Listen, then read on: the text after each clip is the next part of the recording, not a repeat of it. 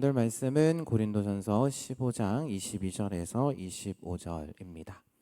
고린도전서 15장 22절에서 25절. 성경을 가지고 계신 분들은 신약 성경 한 283면, 2면 요쯤에 있는 것 같습니다. 같이 함께 한 목소리로 합독하도록 하겠습니다. 22절부터 25절까지 함께 읽겠습니다. 시작. 아담 안에서 모든 사람이 죽은 것 같이 그리스도 안에서 모든 사람이 삶을 얻으리라. 그러나 각각 자기 차례대로 되리니 먼저는 첫 열매인 그리스도요, 다음에는 그가 강림하실 때에 그리스도에게 속한 자요, 그 후에는 마지막이니 그가 모든 통치자와 모든 권세와 능력을 멸하시고 나라를 아버지께 함께 바칠 때라. 그가 모든 원수를 그 발 아래 둘 때까지 반드시 왕노릇 하시리니. 아멘. 우리가 계속해서 이제 예수님께서 그리스도시고 또한 그리스도로서 이제 예수님께서 어떤 일들을 행하셨는지에 대한 내용들을 이제 계속해서 다루고 있습니다. 첫 번째는 이제 선지자로서 말씀으로 통치하시는 그 예수님의 모습을 우리가 생각을 해봤고, 지난 시간에는 제사장으로서 어떤 일을 행하셨고 어떤 일을 행하고 계시는지에 대한 부분들, 오늘은 그 마지막 시간으로 이제 왕에 대해서 제사장 그리스도로서 이제 왕으로서 어떤 직분을 행하시는지 그 내용을 이제 다룰 텐데요. 그 전에 여러분들이 생각하시기에 우리나라 역사에서 가장 좋은 왕은 누구인가요? 여러분들의 생각 가운데 우리나라 역사 가운데 가장 좋은 왕, 가장 선한 왕은 누구일까요? 누구신가요? 여러분들 각자마다 다 생각이 다르실 텐데 아마도 많은 사람들이 조선의 4대 왕이었던 세종, 우리가 세종대왕이라고 이야기하는 그 세종을 아마 꼽지 않을까 합니다. 한국에서 가장 존경받는 그러한 왕이죠. 그가 이룬 여러 가지 업적도 있겠지만 무엇보다도 애민정신, 그러니까 백성들을 사랑하는 마음으로 그의 업적들이 나타나기 때문에 아마 많은 사람들이 세종대왕을 존경하고 또한 가장 좋은 왕으로 그렇게 꼽고 있는 건 아닐까라는 생각이 듭니다. 그러니까 한글을 만든 이유도 그거라고 하죠. 백성들이 글을 읽고 또 쓸 수 있도록 하기 위함이었고, 그래서 당시에 그 중국을 사대하는 그러한 신하들이 주위에서 그 한글을 만드는 것에 대해서 반대했음에도 불구하고 훈민정음을 이제 반복했던 그러한 모습뿐만 아니라 또 수많은 백성들을 위한 정책들을 하고 또한 기구들도 만든 것으로 유명합니다. 그래서 이렇게 좋은 왕, 역사 가운데 좋은 왕, 좋은 지도자는 백성들을 평안하게 하고 백성들을 위해서 여러 가지 좋은 일들을 하는 것이죠. 근데 반대로 이제 나쁜 왕들은 이제 백성들을 아주 고생시키고 힘들게 하고 자기 배만 채우고 그런 모습을 보이게 됩니다. 그래서 나라를 어지럽게 하고 결국에는 나라가 망하는 데까지도 나아가는 것이죠. 그래서 우리나라 역사 가운데도 이제 세종대왕처럼 좋은 왕들도 있었지만 백성들을 아주 힘들게 했던 그런 나쁜 왕들도 있었다라는 것. 성경 말씀 가운데도 좋은 왕이 나오고 나쁜 왕이 나옵니다. 성경에 나오는 왕들 이제 한번 떠올려 보시기를 바랍니다. 좋은 왕, 좋은 지도자로 떠오르는 왕이 계실까요? 성경 인물 가운데 좋은 왕, 또 선한 왕이라고 한다면 아마 이스라엘 사람들에게 아마 물어본다면 단연코 우리에게는 이제 세종대왕이 있는 것처럼 이스라엘 백성들에게는 아마 다윗을 이제 가장 좋은 그런 왕으로 뽑을지도 모르겠습니다. 뭐 그 외에도 모세 아니면 여호수아 아니면 사무엘과 같은 그러한 지도자를 생각해 볼 수 있겠죠. 그리고 반대로 나쁜 왕, 나쁜 지도자라고 한다면은 엘리 제사장이라든지 아니면은 이스라엘의 초대 왕인 사울 왕, 그리고 역사 가운데서도 북이스라엘 가운데서도 가장 악한 왕으로 꼽혔던 아합이라는 엘리야와 대적했던 그 아합 왕 등을 생각해 볼 수 있을 겁니다. 사실 이스라엘이란 나라의 정체성은 뭐냐면은 하나님께서 왕이 되셔서 다스리시는 신정 국가였습니다. 하지만 이제 사무엘상의 말씀을 보게 되면 세상을 부러워했던 이스라엘 백성들이 우리도 이방 나라들처럼 왕이 우리를 다스리게 해 주십시오. 그래서 우리를 대신해서 우리를 위한 싸움을 왕이 싸울 수 있도록 해 주십시오라고 사무엘에게 나가서 구하게 되죠.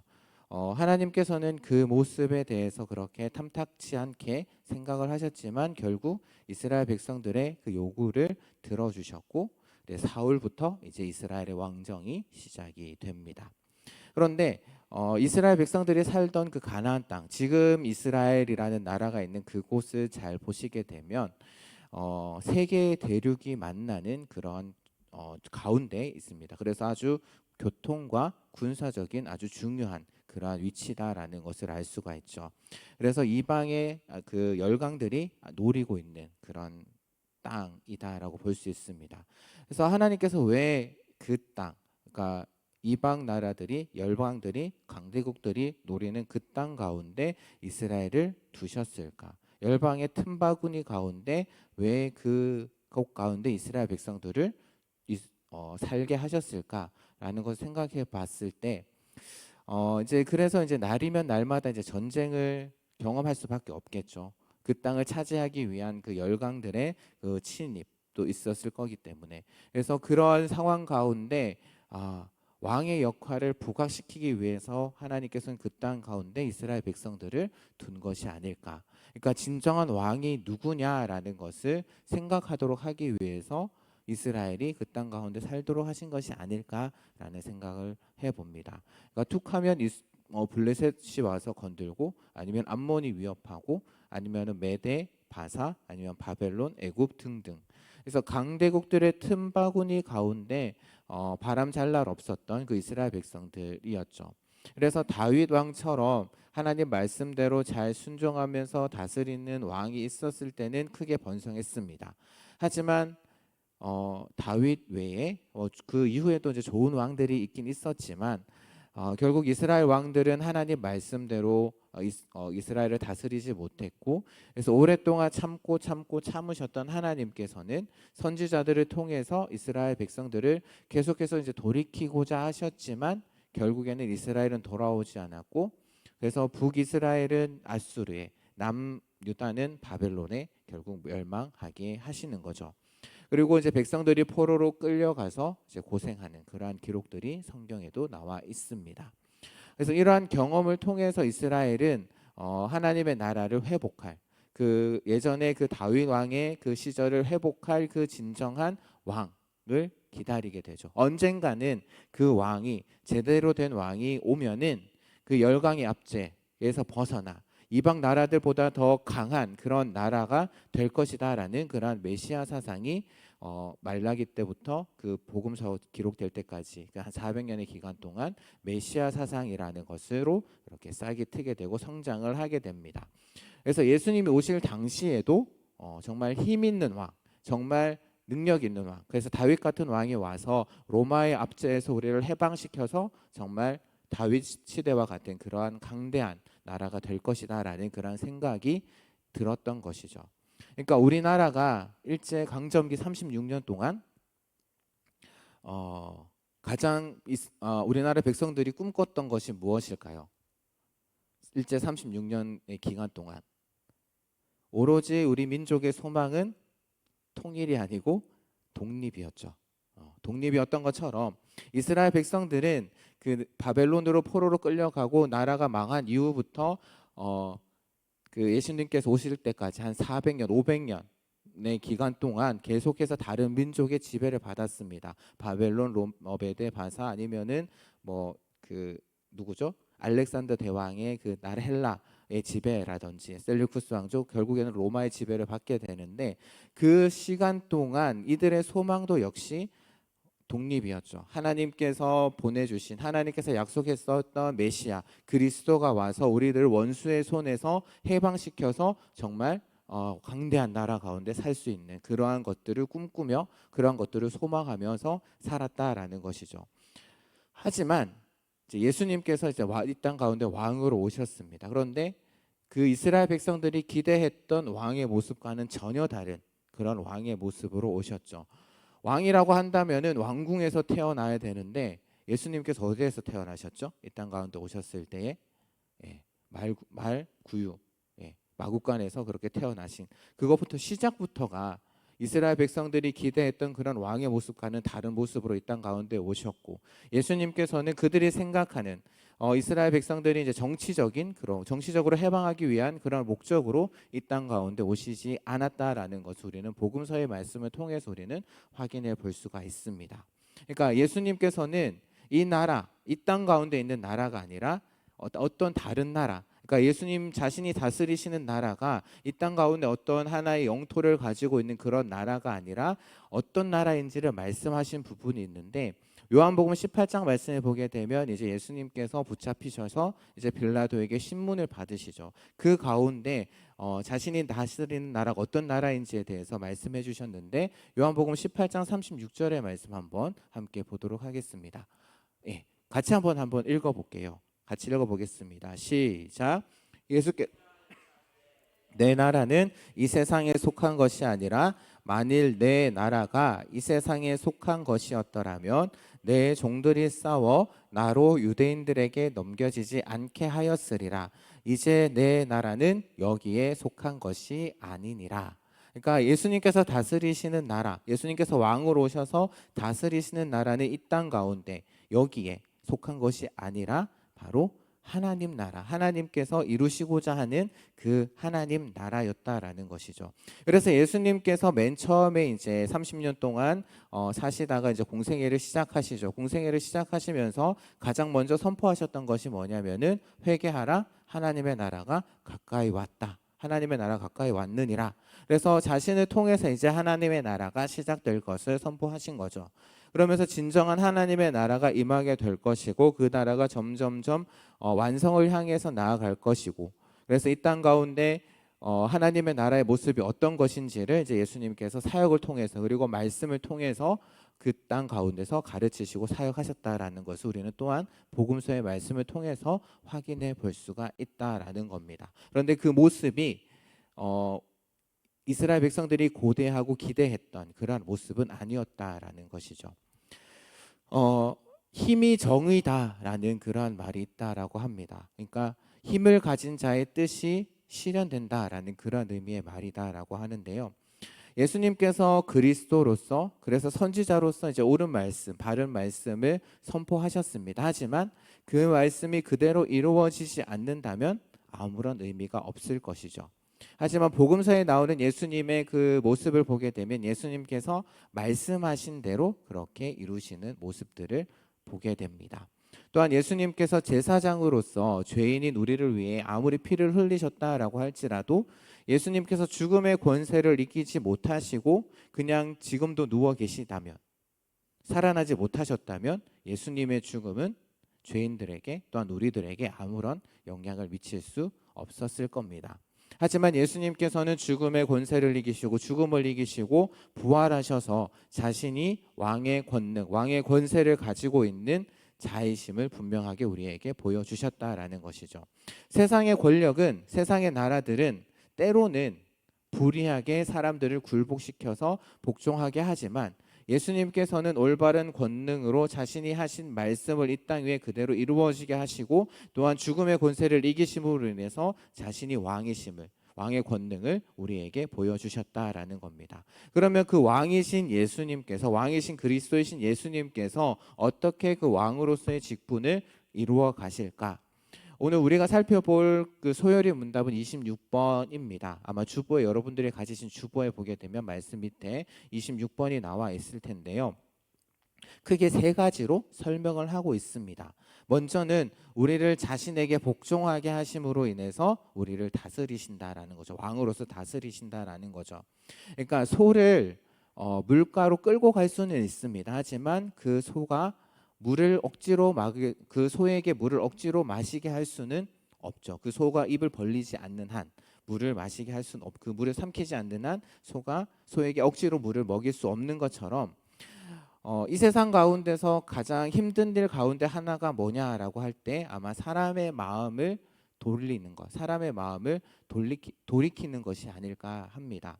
그래서 잠언의 말씀을 보게 되면 자기의 마음을 다스리는 자는 성을 빼앗는 자보다 낫다라고 이야기를 하는 거죠. 큰 성을 빼앗는 것보다 어떻게 보면 사람의 마음을 다스리는 것이 더 힘들다라는 그러한 의미로 이제 이야기를 하고 있고요. 에베소서의 말씀을 보게 되면 우리는 이전에 예수님을 믿기 이전에는 본질상 진노의 자녀였다라고 이야기를 하고 있습니다. 그래서 우리의 모든 것이 부패하고 우리의 모든 것이 더러워서 내 마음대로 원하는, 내 마음이 원하는 대로, 그래서 내가 왕으로서, 내가 왕이 되어서 내가 하고 싶은 대로 그렇게 살아왔다라는 것이죠. 그래서 우리의 그러한 부패한 마음을 그렇게 새롭게 하셔서, 그래서 우리의 육체의 마음대로 살아가는 것이 아니라, 우리 육체의 마음이 원하는 대로가 아니라 하나님께서 원하시는 방향대로 살 수 있고 행동할 수 있도록 하는 것, 사실 우리의 힘으로는, 인간의 힘으로는 할 수 없다라는, 절대적으로 할 수 없는 일이라는 겁니다. 그런데 예수님께서는 그리스도로서 그 일을 행하셨다라는 겁니다.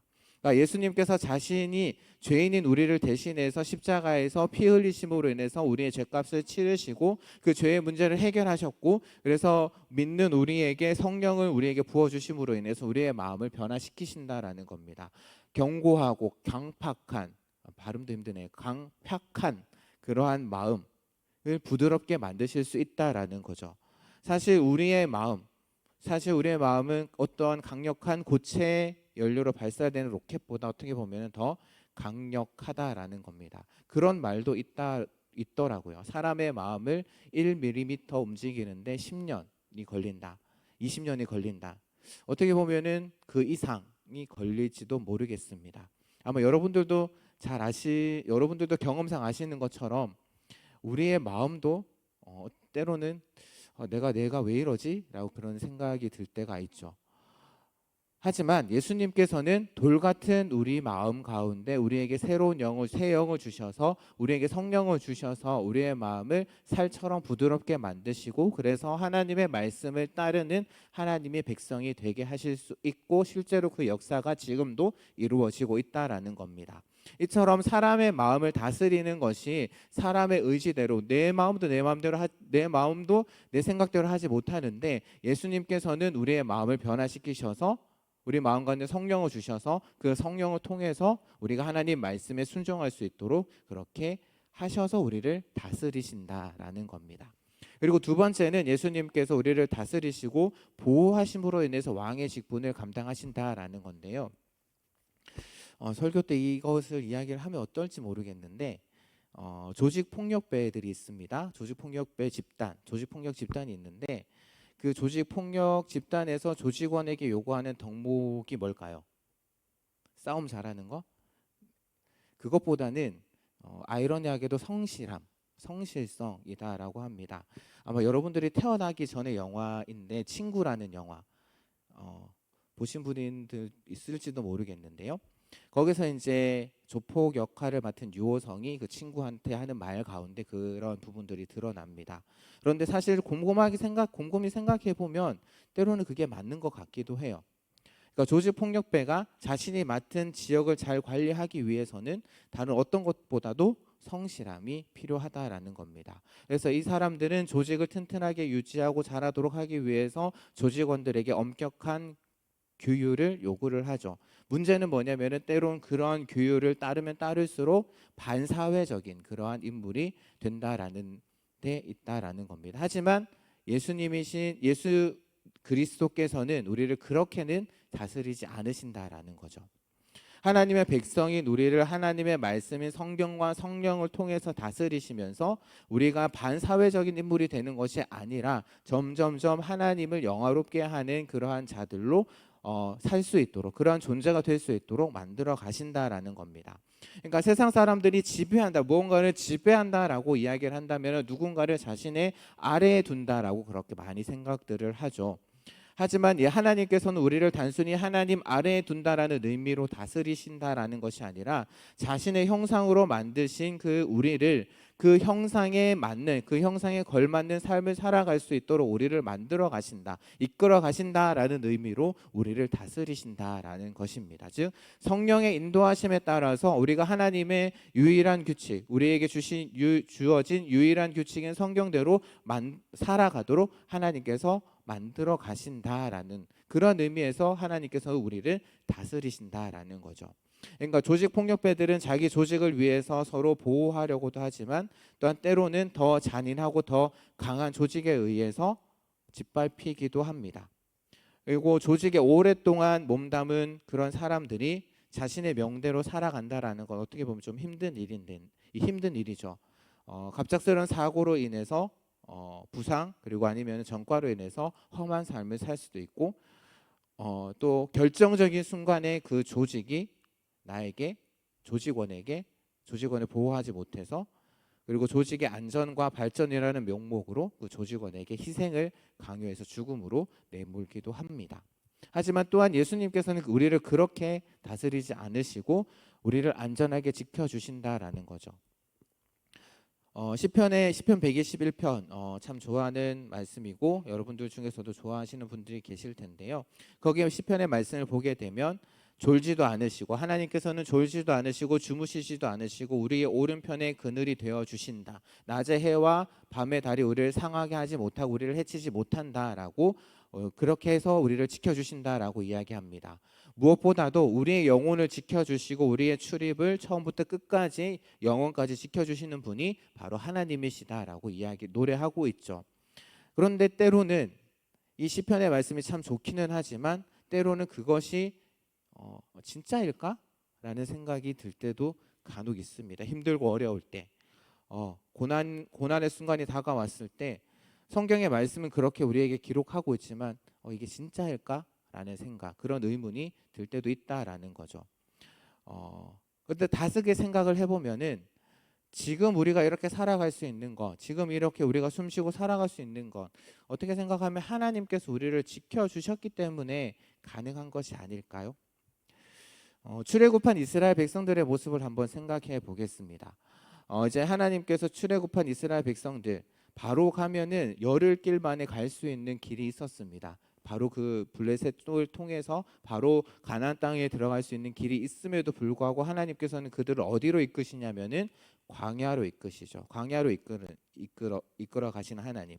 그래서 이스라엘 백성들은 늘 불평과 불만이었습니다. 마실 물도 없고 먹을 양식도 없는. 그래서 이제 그럼 다시 우리가 물도 있고 우리 먹을 것도 있는 다시 애굽으로 다시 돌아가자라고 이야기하는 사람들도 한 사람씩 나타나게 됩니다. 또한 때로는 길이 너무 험하다라고 불평하죠. 불만을 터뜨리죠. 그래서 하나님께서는 그때 어떻게 하셨냐면은 불뱀을 이스라엘 백성들에게 풀어놓으셔서 물게 하셨습니다.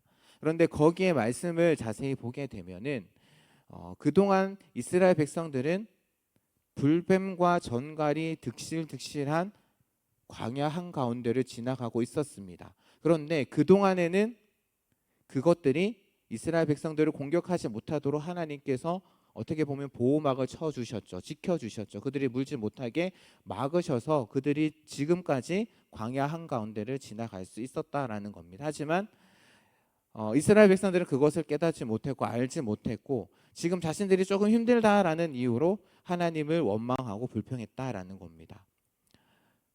물론 지금 힘들고 어려운 일이 나에게 일어나는 것이 왜 그런 일이 일어나는지에 대해서 우리가 다 알 수는 없습니다. 욥처럼. 하지만 그것이 때로는 우리를 힘들게 하고 어렵게 하죠. 왜 내가 이런 고통을 당해야 되는지, 왜 내가 이런 고난을 당해야 되는지, 왜 나에게 이런 힘든 일이 일어나는지 그 이유를 알 수 없다라는 사실로 인해서 우리가 힘들고 우리를 낙심케 하고 우리를 절망케 합니다. 그런데 나중에 그 순간을 지나고 보면 하나님께서 나를 이렇게 만들어 가시기 위해서 나에게 이런 고통을 허락하셨구나 라는 그러한 생각이 들 때도 있다라고. 그래서 내가 지나온 그 모든 것들이 다 은혜였구나 라는 그러한 고백을 하는 순간이 온다라는 거죠. 그리고 무엇보다도 모든 순간 가운데 하나님께서 우리를 지키고 계시기 때문에 우리가 지금 이렇게라도 살아갈 수 있다라는 것, 그것만으로도 우리에게는 감사한 일이 아닐까 합니다. 이 세상보다 크신 하나님, 아니 이 세상보다 크신, 이 세상을 다스리고 계시는 그리스도보다 더 큰 존재는 없기 때문에 그 예수님께서 지키신다라는 것, 완전하고 완벽함을 기해서 우리를 지키신다라는 것, 그것을 기억하면서 예수님의 다스리심에 감사할 수 있는 그런 저와 여러분들이 되었으면 좋겠습니다. 세 번째는 지금 말씀드린 것과 좀 연결이 되는데요. 바로 우리의 모든 원수를 막고 또한 이기심으로 인해서 왕의 직분을 감당하신다라는 겁니다.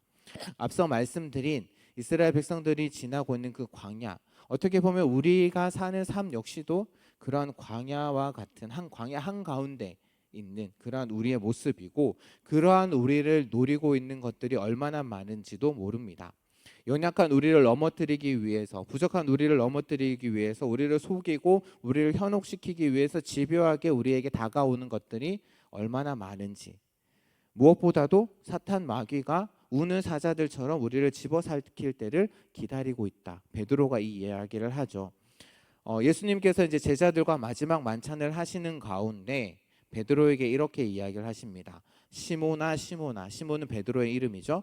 보라, 사탄이 너희를 밀가부르듯이 하려고 나에게 요구했다라고 이야기를 하십니다. 아마도 베드로는 이 말씀을 기억하고 베드로전서 5장 말씀에 아까 제가 말씀드렸던 것처럼 대적 마귀가 우는 사자처럼 두루 다니면서 삼킬자를 찾는다라는 말씀을 베드로전서 5장 8절에 한지도 모르겠습니다. 어쨌든 사탄이 예수님께 그렇게 요구를 했지만 예수님께서는 허락하지 않으셨고 그들의 믿음이 떨어지지 않도록 기도하셨다라고 이후에 말씀을 하시죠.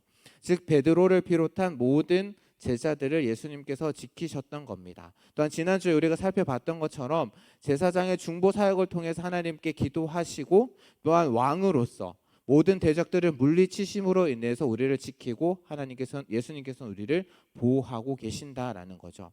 그래서 시편의 말씀을 보게 되면 주께서 우리를 은밀한 곳에 숨기시고 사람의 꾀에서 벗어나게 하신다. 또한 장막의 비밀이 감추셔서 말다툼에서 면하게 하신다라고 그렇게 시인은 우리에게 고백하고 있습니다. 제가 계속해서 몇 번 말씀드렸던 것 같은데요. 이 땅 가운데 우리의 삶은, 그리스도인으로서의 삶은 어떻게 보면 영적인 싸움의 삶이다라고 말씀드렸습니다. 우리가 예수 그리스도를 주로 고백하는 순간부터 우리의 그 영적 싸움이 시작된다라고 그렇게 말씀을 드렸죠. 바울은 자신의 믿음의 아들인 디모데에게 편지를 씁니다. 그것이 디모데 전후서이죠. 그러면서 편지 가운데 어떤 이야기를 많이 하냐면 믿음의 선한 싸움을 싸우라 라는 이야기를 참 많이 합니다. 하지만 그 믿음의 선한 싸움, 영적인 싸움, 우리의 힘으로 감당할 수 없다라는 거죠. 우리의 지혜로는 감당할 수 없다라는 겁니다.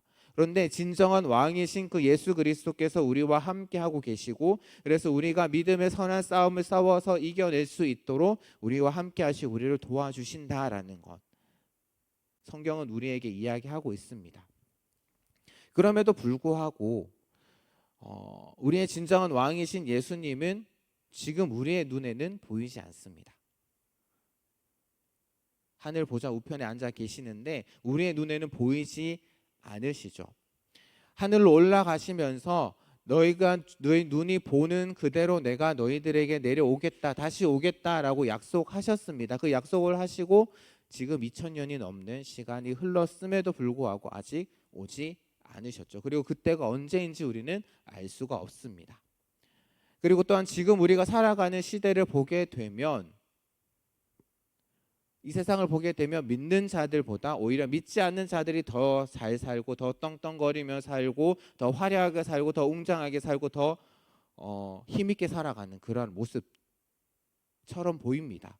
그래서 과연 하나님께서, 아니 예수님께서 왕으로서 이 세상을 다스리신다면 왜 이런 일들이 일어나는가라는 그러한 일들이 우리 주변에 하나둘씩 일어나게 되면 우리 마음에 진짜 예수님이 왕으로 다스리시는 게 맞을까라는 그러한 생각이 들기도 합니다.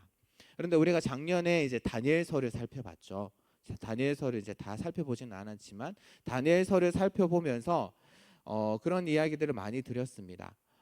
이 세상이 세상의 왕들에 의해서 움직이는 것 같고 또한 세상의 왕들이 다스리는 것 같지만 그 모든 것을 주관하시는 분은 바로 하나님이시고 그 언젠가는 이 세상 왕들의 끝이 있다라는 거, 이 세상의 세력들의 끝이 있다라는 것을 우리는 기억해야 된다라고 다니엘서를 설교하면서 제가 몇 번 말씀을 드린 기억이 있습니다.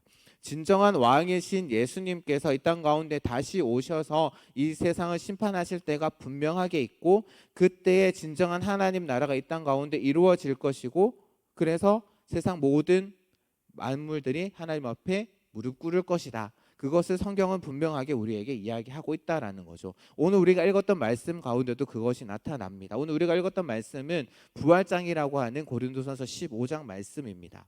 우리가 읽었던 부분은 이제 22절에서 25절 말씀인데요.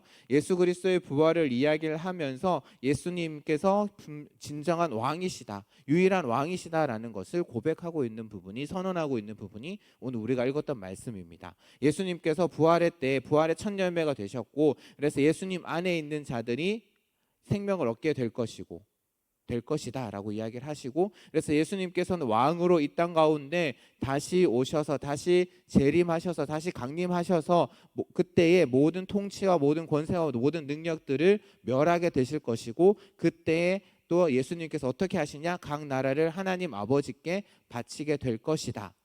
그래서 모든 원수는 왕이신 예수 그리스도 앞에 무릎 꿇게 될 것이다 라고, 그래서 예수님께서 영영토록 왕노릇 하실 것이다 라고 말씀하고 있는 것이죠. 그래서 진정으로 왕의 귀환이 그때에 일어나게 될 것이다. 왕의 귀환이 예수님께서 다시 오심으로 인해서 이루어지게 될 것이다. 그날이 언제인지는 알 수 없지만, 그때가 언제인지는 우리는 알 수 없지만 분명히 그날은 온다라는 것이죠. 저녁이 끝나면, 밤이 끝나면 새벽이 오는 것처럼 예수님께서 분명하게 이 땅 가운데 오실 그날이 있다라는 겁니다. 우리는 예수님을 믿는 우리는 이 땅 가운데 어떤 것을 소망하면서 살아가는 자들이 아니라 바로 그 날을 소망하면서 살아가는 자들입니다. 세상의 모든 권세들을 멸하시고 이 땅 가운데 진정한 하나님의 나라를 이루실 그날을 소망하면서 살아가는 자들이다라는 거죠. 그래서 나에게 힘들고 어려운 일이 온다라고 할지라도 좌절하고 낙심하는 것이 아니라 그 시간들을 소망하며 그 때를 소망하면서 하나님께서 나에게 주신 그 시간 가운데 나에게 주신 은사로, 나에게 주신 선물 가운데 최선을 다하는 삶을 살아가는 그것이 바로 하나님께서 우리에게 원하시는 삶의 모습이 아닐까 합니다. 그렇게 우리가 살아갈 때에 주님께서는 다시 오실 것이고 우리의 왕으로서 이 땅 가운데 오셔서 진정한 하나님의 나라를 이루어 가실 것입니다. 그때를 소망하면서 그때를 기다리면서 여러분들에게 주어진 하루하루의 시간 가운데 최선을 다하면서 나에게 주어진 일에 최선을 다하면서 살아가는 그런 저와 여러분이 되기를 주님의 이름으로 부탁드립니다.